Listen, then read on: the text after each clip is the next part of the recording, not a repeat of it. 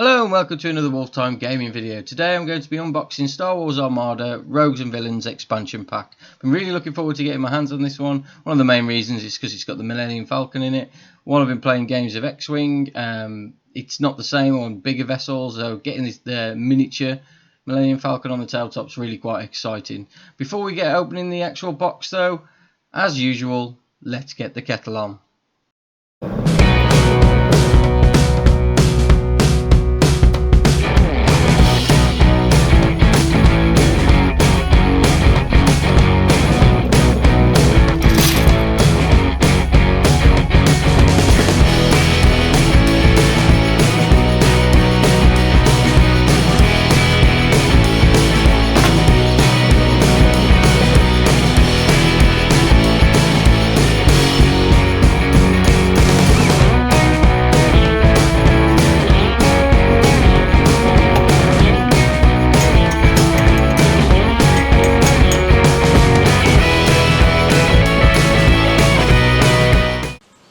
Okay, so let's open it up. I've already opened the actual packaging itself, just so it's easier and you don't got to watch me struggle with scissors on the camera.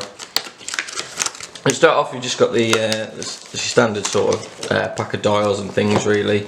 Nothing special in there. Obviously you've got the individual character ships. They're a little bit different to what you usually get, sort of thing. Let's have a look what else we've got in here.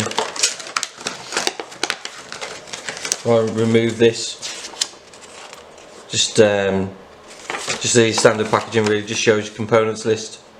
To say all squadrons in this expansion are irregular squadrons. Squadrons of this type feature a single plastic fighter model instead of 3. Despite this difference in appearance, irregular squadrons follow all the rules of normal squadrons. So it just works the same way as like your X-Wings and TIE fighters and things that you've got in the core set.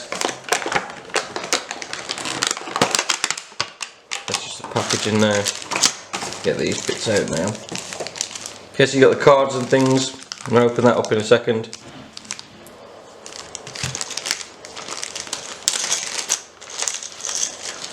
The bit I get most excited about is the actual ships themselves. So you got all the stands. As your normal stands really, nothing special about them. Obviously they're all just a single to fit a single fighter on, rather than having lots of individual little fighters like you do with the X-Wings and such. You got the first thing that you notice is the two different colours. Essentially this is, I think this is so you work on the assumption that half are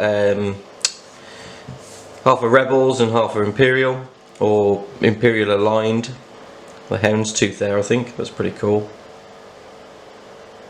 Do like these ships. There's so much detail in these. I'll show you some close-up shots of these in a little while, but they've put a lot of effort into the sculpts on these. Actually, they look really nice. I do like them. And we'll open up the card just to have a look at what ships we've got exactly, rather than me just guessing. Some of them obviously I know, but not all. That's just your sort of standard sort of packaging really on there. So you've got YT 1300, which is like your Millennium Falcon, and you've actually got the Millennium Falcon itself. So it looks like you could take one or the other. You don't have to take Han Solo in the Millennium Falcon. You can just take a standard sort of YT 1300 vessel, just flying around with your rebels. YT 2400. I think that's your Outrider, which is essentially the same vessel again. So you don't see that's your name character that you can use, or you could take just a standard ship. The rebels would have probably had a lot of these. There would have been a lot of them knocking about. Same with all of them really. So Hawk 290 and Jan Oars in the Mouldy Crow. So the Mouldy Crow is your name vessel. Then you've got the Hawk 290. It's quite a nice vessel. I'm going to have to try and remember which ones these are, but they have got little pictures just in the bottom right hand corner, left hand corner, sorry, of your card, just to denote what vessel they are, just in case you get a little bit confused. Which is this one? That's the Hawk. You've got the Skurg H6 bomber, which is Nim in the Havoc. It's pretty interesting. I've not actually seen this one before. This is a fairly new one to me. Again, it's in the Rebel side. You can see by the denotation of the Rebel symbol on the card. But that's the vessel there. I've not come across this one before. Something I'm going to have to look into the lore behind it, where it comes from. It's probably somewhere in the expanded universe. The Fire Spray 31, which is of course Slave 1, Boba Fett's ship. So you got the two different variants there. This time it's Imperial aligned, to actually get them on the table.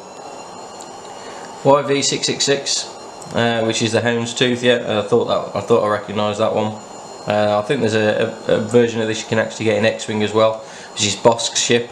Bosk is quite a favourite from the series of mine. You don't really see him at all. He has just or he's about to have a model release for Star Wars Legion as well, or I think he's just come out actually. So it'd be cool to get. The Aggressor Assault Fighter, which is IG-88, the IG-2000. You may notice this is the same model. I think it's the same model you've seen in The Mandalorian as well. That's his vessel, which is sort of like this spidery-like looking thing, weird looking ship. What do you expect from a droid? Then you got the Jump Master 5000, which is Dengar on Punishing 1. Now obviously you've got the two different choices there. Quite a nice looking little vessel really. Very interesting how it's the shape of it. So you got like turrets just on the side there. It's quite an interesting looking shape. There's quite a few interesting looking vessels I've seen come out of the Star Wars universe. Quite interesting looking things. So I'll get these all put together and I'll take some photos for you. So they're all together now, and I'm really impressed with how they look. I mean, you look at the detail on these, absolutely fantastic. I love the villains' vessels, they're really cool. The artwork on the cards that you can see as well is absolutely amazing. Loads of different options on the tabletop. We can do a few different thematic sort of games, and it really adds that little bit of detail to the games and makes it a bit more fully immersive, which you know is a big plus for me. Same with the actual the rogues as such. The Millennium Falcon's got absolutely loads of details. It's really nice, and so is everything else, looking really good. Again, the artwork on the cards is brilliant. Definitely going to get some paint on these guys to actually get them looking really good. Give you that more of a fully immersive game on the tabletop. So I think they'll look really effective, especially with the amount of detail on them. Thanks for watching, guys. Make sure you hit that subscribe button to see any future videos, including the painting video for these when I get round to it. I'll see you in the next one.